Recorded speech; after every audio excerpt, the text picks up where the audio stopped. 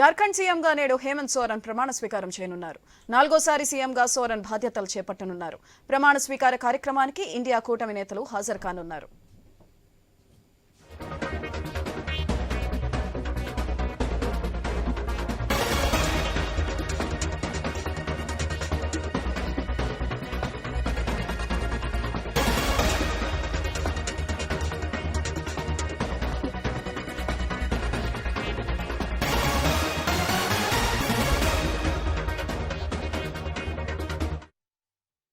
జార్ఖండ్ సీఎంగా నేడు హేమంత్ సోరెన్ ప్రమాణ స్వీకారం చేయనున్నారు.